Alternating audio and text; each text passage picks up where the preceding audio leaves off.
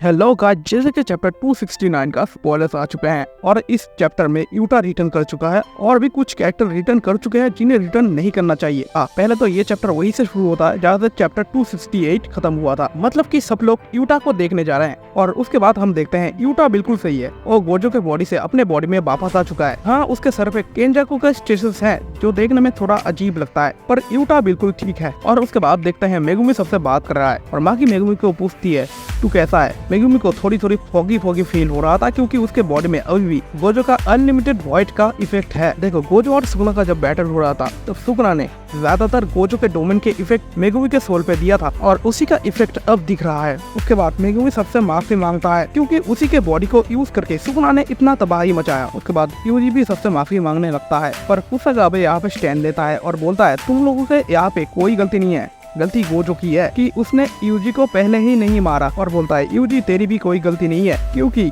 तू भी एक विक्टिम है और तू केंजाकू के इविल प्लान का एक हिस्सा था। हाँ, मैं भी यूजी के एग्जीक्यूशन टीम पे था पर मैंने वहाँ पे पार्टिसिपेट नहीं किया और तुम लोगों को डिसअपॉइंट होने की कोई जरूरत नहीं है क्योंकि गलती बोरो की है। और उसके बाद यूटा बोलता है वो बचा कैसे। बेसिकली जब यूटा गोजो के बॉडी के अंदर गया था तब उसे लगा रीका के साथ उसका कनेक्शन टूट गया है, पर ऐसा बिल्कुल भी नहीं था, बल्कि रीका ने यूटा के ओरिजिनल बॉडी को रिवर्स कर्स टेक्निक यूज करके जिंदा रखा। और जब यूटा गोजो के बॉडी के अंदर कर्स एनर्जी बर्न आउट होने के वजह से कोलैप्स हो गया था, यूटा को यहाँ पे लाया गया और उसके बॉडी के अंदर उसके ब्रेन को डाला गया और वो बस जिंदा हो गया। और उसके बाद मीमे बोलती है हमने थोड़ा मिस कैलकुलेशन कर लिया था, इसी वजह से यूटा के कर्स टेक्निक बर्न आउट हो गया। देखो, केंजाकू हजारों सालों से बॉडी स्वाइप टेक्निक का यूज करता है और उसको इस टेक्निक का एक्सपीरियंस है, पर यूटा के मामले में ऐसा बिल्कुल भी नहीं था। वो एक बिगिनर था और इसी वजह से यूटा की कर्स टेक्निक जल्दी बर्न आउट हो गया। देखो, गोजो के बॉडी पे जाने से पहले यूटा बहुत सारे बैटल पे था। केंजाकू की कर्स स्पीड और सुकुना से पहले उसने बैटल करके रखा था और इसी वजह से उसका कर्स एनर्जी बहुत ही कम चुका था और गोजो के बॉडी पे जाने के बाद वो पूरी तरह बर्न आउट हो गया। पर इन सब के बीच में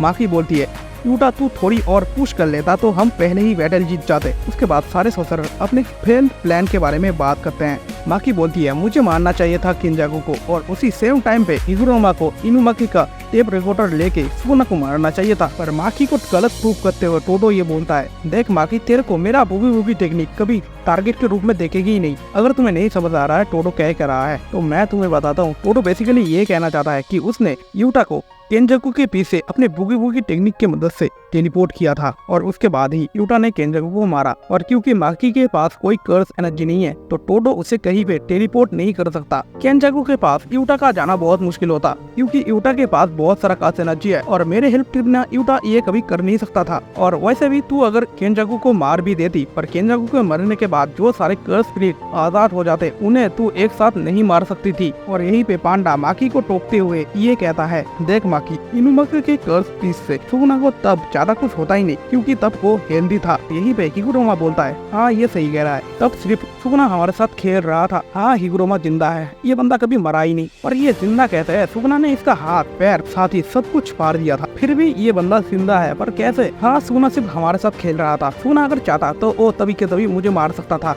और इनुमाकी के कर्स पीस यूटा के डोमेन के अंदर यूज करने का आइडिया मेरा ही था क्योंकि मेरा डोमेन नॉन लीथल डोमेन है और यहाँ पे जब तक जजमेंट पास नहीं हो जाता तब तक मैं किसी को मार नहीं सकता, तो मेरे डोमेन पे ये यूज करना बेकार होता और इसके लिए यूटा का डोमेन ठीक था। और उसके बाद कुसागाबे हिगुरोमा से बोलता है तू 2 महीने में सोसरर बना और सुकुना से लड़ने के बाद अभी तक जिंदा है, ये बहुत ही क्रेजी है। और उसके बाद मिगुएल और लारोई को दिखाया जाता है और माकी बोलती है अगर ये दोनों हमारे साथ पहले से होते तो थोड़ा डिफरेंस क्रिएट हो सकता था। और यूजी बोलता है उसने जो अपने कटे हुए उंगलियों को छुपा के रखा था वो भी यूटा का कर्स टूल था। और माकी तभी गुस्सा हो जाती है और बोलती है तू अपनी उंगलियों को ग्लव्स की मदद से भी छुपा सकता था। और तभी हकारी बोलता है जब से गोजो मरा है तब से हम लोगों ने सुकुना के ऊपर कंटिन्यूअसली अटैक कर रहे थे। और टोडो बोलता है इसमें मेरी भी कुछ गलती है, मैं अपने भाई और चोजो को नहीं बचा पाया। और किराडा बोलता है इसमें तेरी क्या गलती है, तेरा रेस उतना ज्यादा नहीं था। और टोडो बोलता है ऐसा बिल्कुल भी नहीं है, जब सुकुना ने अपने डोमेन को ओपन किया था तब उसका कर्स एनर्जी इतना ज्यादा था कि मुझे चोजो और यूजी का कर्स एनर्जी फ्यूलिंग नहीं हुआ। और तभी इनो बोलता है मैं वहाँ पे मर सकता था पर उई ने मुझे बचा लिया, शायद मुझे चोजो को भी बचाना चाहिए था।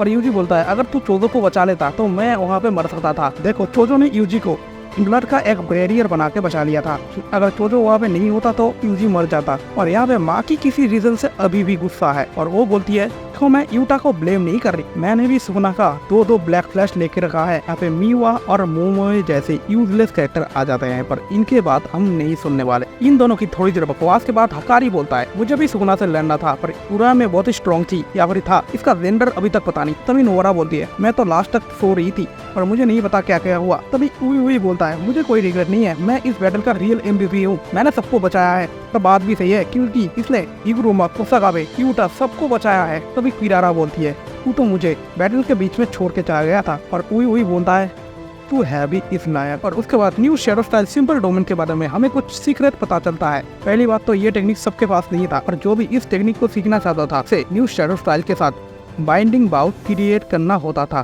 और ह्यूमर ये भी है, जो इस टेक्निक का हेड है वो अपने स्टूडेंट का थोड़ा लाइफ फोर्स कंज्यूम करता था जिससे वो जिंदा रहे। और अब फिक्र की कोई बात नहीं है क्योंकि कुसाकाबे रिवील करता है कि वो अब बन चुका है न्यू शैडो स्टाइल का नया हेड। हाँ, मैं चाहती थी उसका भाई उई को न्यू शैडो स्टाइल का नया हेड बनाया जाए जिससे उसको पैसा मिलती रहे। और एक फ्लैशबैक में हम देखते हैं मैं एक कैंडी शॉप में जाती है और वहाँ पे एक बूढ़े आदमी को कहती है मैं तेरे को मार दूंगी। और बूढ़ा आदमी कहता है, तुझे कैसे पता चला मैं हेड हूँ? और मैं बोलती है, मुझे तेंगन से पता चला। बेसिकली यहाँ पे new shadow style simple domain का जो हेड है उसे मार देती है मैं, उसके बाद ही कुसाकाबे नया हेड बनता है। और मैं बोलती है, जेनिन क्लैन तो खत्म हो चुका है, हमारे पास सिर्फ जेनिन क्लैन के 2 मेंबर है, माकी और मेगुमिन।